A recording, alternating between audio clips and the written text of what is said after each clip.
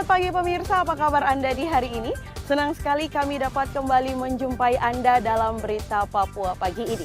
Bersama saya Cynthia Delima, sejumlah informasi penting dan menarik telah berhasil dihimpun tim redaksi dan akan kami hadirkan untuk Anda. Berikut 3 di antaranya.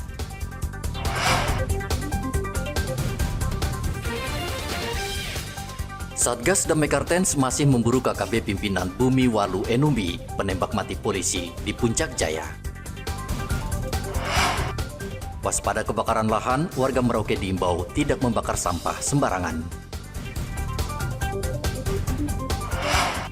Bawaslu Papua Selatan temukan banyak pelanggaran soal netralitas ASN di 3 kabupaten.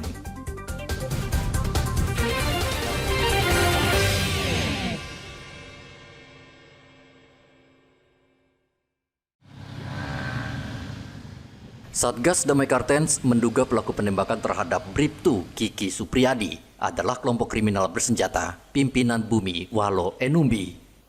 Kelompok ini memang sering melakukan teror di kawasan Puncak Jaya. Kepala Operasi Satgas Damai Kartens Brigjen Faisal Ramadhani mengatakan pihaknya kini sudah menambah pasukan untuk menangkap para pelaku yang menghabisi nyawa Kiki Supriyadi.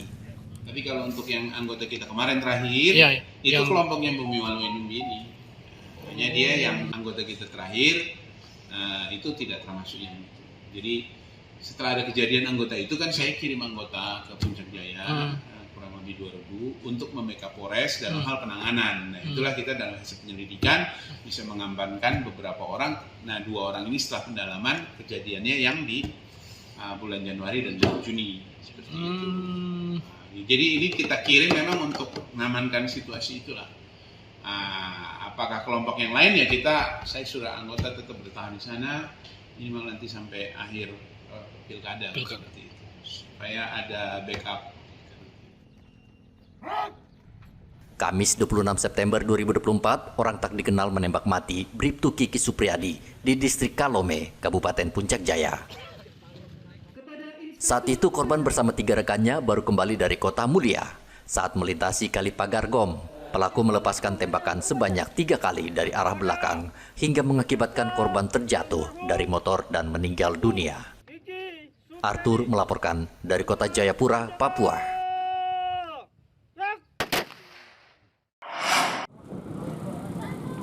Kebakaran lahan yang belakangan sering terjadi di Merauke menyebabkan warga panik karena khawatir permukiman mereka ikut terbakar. Badan Meteorologi, Klimatologi, dan Geofisika Merauke kembali mengimbau warga agar waspada dengan kondisi cuaca panas saat ini yang bisa memicu kebakaran lahan. Menurut Prakirawan BMKG Merauke Rizaldi, hujan yang turun beberapa hari terakhir bukan pertanda musim kemarau berakhir, karena wilayah Merauke justru masih masuk dalam musim kemarau berkepanjangan. BMKG meminta masyarakat tidak membakar sampah sembarangan karena bisa memicu kebakaran lahan. Untuk saat ini wilayah Merauke masih musim kemarau. Untuk wilayah Papua Selatan termasuk Merauke sendiri akan masuk musim hujan itu di akhir Oktober dan awal November. Jadi untuk periode saat ini masih masuk periode musim kemarau. Jadi untuk masyarakat tetap waspada untuk peningkatan suhu di wilayah Papua Selatan seperti itu. Jadi kami menghimbau untuk masyarakat tetap waspada akan titik panas dan mohon untuk tidak membakar sampah secara besar-besaran, membuka lahan secara besar-besaran yang membakar lahan, jadi agar tidak mengurangi titik panas di wilayah tersebut. Kalau untuk sebelumnya kan titik panas tempat terpantau 79 ya, nah sekarang 60. Nah kira-kira dampaknya itu seperti apa ya? Untuk dampaknya sendiri mungkin lebih ke mengganggu aktivitas masyarakat ya di sekitarnya, dan kemungkinan akan terus bertambah maupun berkurang di musim kemarau ini. Tapi untuk masyarakat kami sangat menghimbau untuk tetap menjaga lingkungan agar tidak adanya titik panas ini tidak berkembang lebih luas ke wilayah lainnya. BMKG memperkirakan awal musim hujan di Merauke, Papua Selatan baru akan terjadi pada akhir Oktober atau awal bulan November mendatang. Muhammad Ridwan melaporkan dari Merauke, Papua Selatan.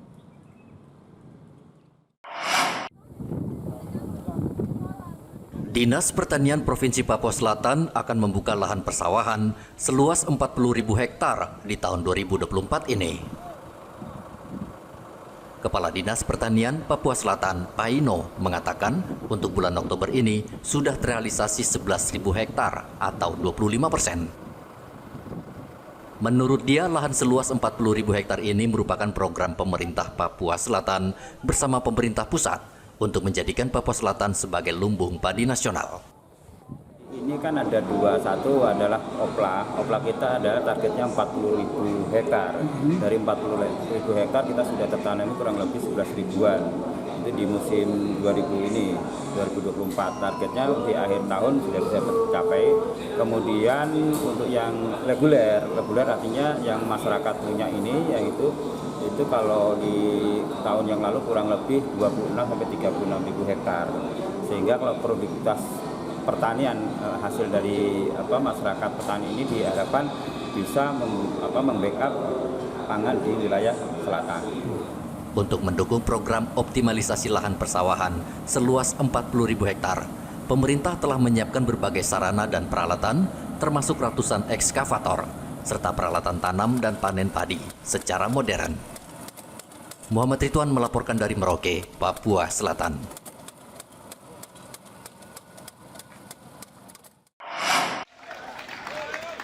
Puluhan peserta dari berbagai instansi mengikuti pelatihan pertolongan pertama korban yang digelar di kantor SAR Mimika Selasa kemarin. Pelatihan ini difokuskan pada evakuasi jika mendapat ancaman bencana di wilayah yang tinggi, seperti gunung atau gedung tinggi. Peserta pelatihan mendapat materi dan langsung mempraktekannya di lapangan. Pelatihan potensi SAR, teknik pertolongan di ketinggian, dengan melibatkan unsur-unsur SAR yang ada di Kabupaten Mimika ini. Dari unsur TNI, Polri, kemudian unsur masyarakat, unsur pemuda, serta OPD yang ada di Kabupaten Mimika ini. Kami laksanakan materi selama 4 hari di Wisma Atlet, kemudian praktek kami laksanakan di Tower Kantor SAR Timika hingga penutupan akan kami laksanakan di kantor SAR. Dengan keterbatasan anggota, SAR Mimika akan terus melakukan pelatihan atau seminar keselamatan bagi siapa saja, sehingga seluruh warga ditargetkan mampu meminimalisir kecelakaan yang terjadi. Igobat Momolin melaporkan dari Mimika, Papua Tengah.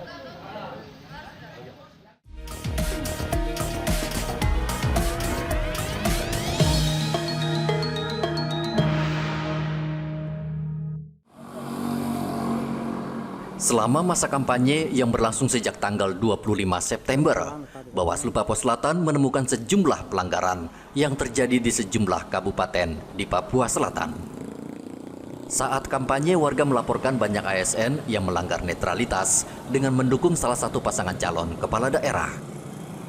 Di Kabupaten Asmat, Bawaslu menerima 3 laporan terkait pelanggaran netralitas.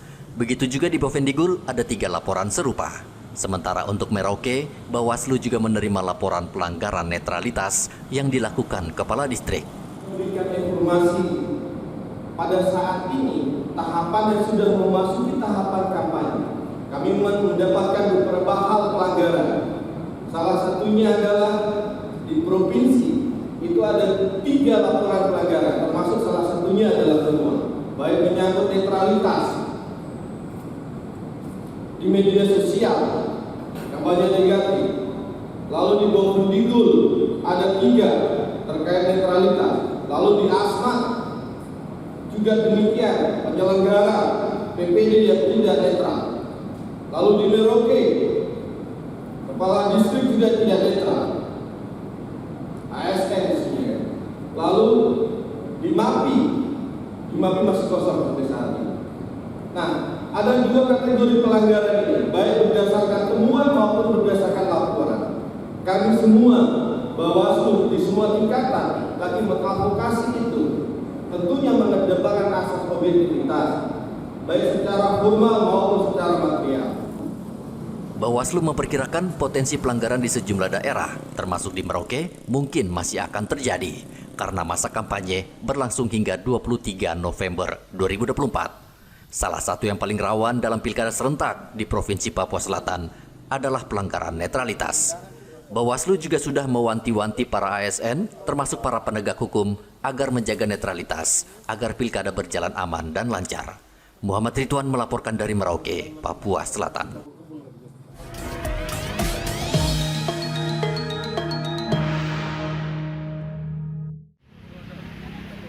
Komisioner KPU Mimika mengimbau ratusan anggota pemilihan distrik dan kelurahan agar melapor ke polisi jika menerima ancaman. Pelaporan wajib disertai dengan bukti, sehingga pelaku bisa langsung diproses oleh polisi melalui sentra Gakumdu. Menurut Komisioner KPU Mimika Hieronymus Kiaruma, ratusan anggota PPD dan PPS di 18 distrik sangat berpotensi diancam oleh tim sukses paslon, apalagi di wilayah yang terpencil. Kalau ada ancaman yang mengarah kepada fisik ya, ancaman fisik, itu kami sudah arahkan teman-teman untuk segera melaporkan itu kepada pihak kepolisian. Bukan hanya pada saat sudah ada ancaman, ada indikasi aja, ada indikasi ancaman, misalnya ada informasi bahwa misalnya kalau kamu tidak ikut nanti ada begini-begini. Nah itu ada indikasi saja, itu segera dilaporkan. Ya, kalau tidak bisa melaporkan sendiri bisa sampaikan kepada kami, kemudian kami akan berkoordinasi untuk kepada pihak kepolisian untuk dijadikan atensi area-area yang di lokasi-lokasi yang memang jauh dari pengawasan, ya, jauh dari pengawasan, terutama dengan netralitas atau independensi dari teman-teman kita ini. Jangan sampai diintervensi, apalagi ada ancaman, mereka harus segera melaporkan itu kepada pihak yang berwajib. Kalau tidak, laporkan ke kita. Misalnya teman-teman ini kan tidak tahu, nah ini potensi misalnya seperti ini nanti mengarah berujung kemana. Nah misalnya kalau tidak tahu, lapor saja ke KPU kita mengkaji, kemudian kita berkomunikasi, berkoordinasi dengan pihak keamanan, supaya teman-teman ini dijaga. Saat ini KPU Mimika sedang melakukan pelatihan bagi seluruh anggota PPD dan PPS agar nantinya mereka bekerja secara profesional dan sesuai aturan yang berlaku. Igobat Momolin melaporkan dari Mimika, Papua Tengah.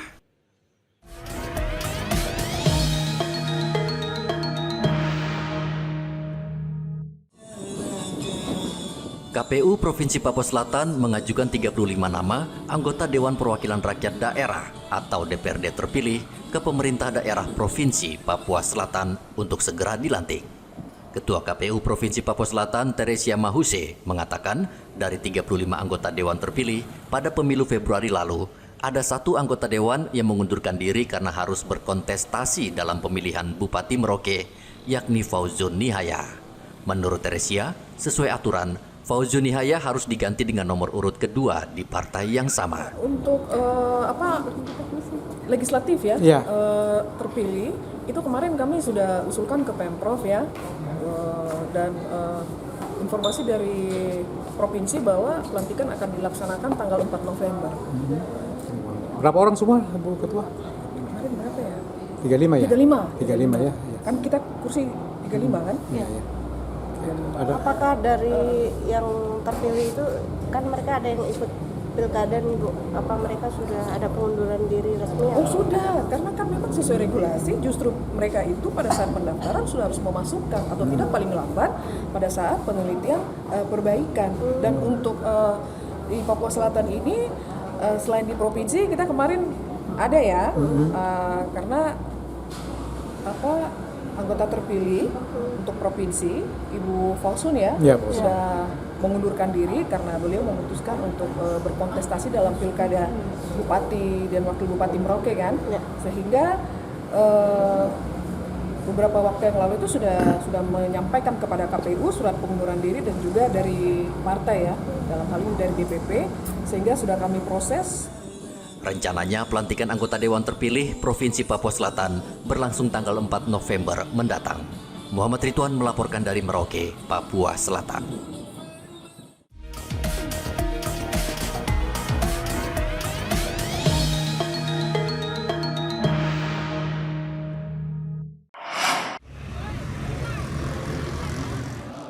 ...35 anggota Dewan Perwakilan Rakyat Kota Jayapura, Papua untuk masa jabatan 2024 hingga 2029 Selasa kemarin dilantik di ruang sidang DPRD Kota Jayapura.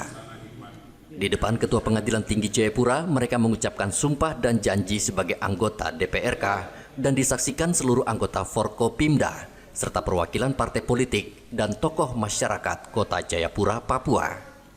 Usai pelantikan, penjabat wali kota Jayapura, Christian Sohilait, mengatakan perubahan nama dari DPRD menjadi DPRK sudah sesuai dengan Undang-Undang Otonomi Khusus. Ia berharap anggota DPRK yang baru segera bekerja dan bersinergi dengan lembaga eksekutif demi pembangunan dan kesejahteraan masyarakat Kota Jayapura. Bahwa hari ini kita masih diperhadapkan dengan masalah-masalah sosial, permasalahan-permasalahan yang identik dengan Kota Jayapura. Karena itu DPR sebagai mitra dari pemerintah kota, mari kita sama-sama menyelesaikan permasalahan yang berkaitan dengan masalah sosial dan permasalahan kota hari ini. Begitu. Tapi kita juga diperhadapkan dengan pesta demokrasi pemilu kada tahun 2024, itu juga mari kita sukseskan kegiatan itu. Kita berharap DPRK yang baru juga akan menjadi pintu untuk menolong sehingga kita ada wali kota yang baru. Sementara itu, Ketua DPRK sementara Yuli Rahman mengucapkan terima kasih kepada masyarakat setempat sehingga seluruh proses pemilu baik legislatif dan presiden di Kota Jayapura berjalan lancar dan aman. Anggota Dewan 2024-2029 itu mempunyai integritas dan juga mempunyai elektabilitas dan juga kemampuan di dalam lembaga dewan ini untuk menjalankan 3 fungsi dari anggota dewan, yaitu fungsi legislasi, fungsi membuat peraturan perundang-undangan, fungsi budgeting, dan fungsi pengawasan. Kami sangat berharap bahwa ada motivasi baru, ada warna baru dengan teman-teman dewan yang sekarang dengan background yang berbeda-beda. Tapi kami sangat berharap bahwa tujuan kita hanya satu di Kota Jayapura. Bagaimana aspirasi masyarakat di Kota Jayapura bisa tersampaikan dengan baik kepada masyarakat yang memilih kami di Kota Jayapura. Anggota DPRK Kota Jayapura mempunyai tugas berat selama 5 tahun karena harus bekerja mengawasi pemerintahan, membuat rencana anggaran, dan membuat undang-undang baru. Dari Kota Jayapura, Papua, Hendra melaporkan. Kepemimpinan nasional pada tanggal 20 Oktober 2024 akan berganti. Presiden terpilih Prabowo Subianto akan memimpin Indonesia selama 5 tahun mendatang. Saat masa transisi, Polres Merauke akan menyiagakan anggota untuk mengantisipasi gangguan keamanan. Kapolres Merauke AKBP Leonardo Yoga mengatakan walaupun pelantikan presiden berlangsung di Jakarta, pihaknya tetap siaga. Pastinya kita siap melaksanakan pengamanan terhadap transisi kepemimpinan nasional, ya, segala bentuk kegiatan-kegiatan, ya, baik itu sifatnya yang kita kegiatan penyangga maupun kegiatan apabila nanti di sini ada potensi terjadi euforia, kita akan siapkan pengamanan. Memang pelantikan kan bukan di tempat kita, mungkin di Jakarta sana ya, tapi tentunya ketika ada euforia di tempat kita pun kita siap mengamankan karena ini pun masih bagian dari operasi Mantap Berata Kartens. Untuk menjaga keamanan, Kepolisian Merauke akan meningkatkan patroli ke kawasan pinggiran dan kawasan yang dianggap rawan, termasuk melakukan razia. Muhammad Ridwan melaporkan dari Merauke, Papua Selatan. Pemirsa, berita yang baru saja Anda saksikan sekaligus menutup jumpa kita dalam Berita Papua pagi ini. Saya Cynthia Delima bersama kru yang bertugas ucapkan terima kasih. Kami pamit undur diri. Selamat pagi, semangat pagi, Wanyambe.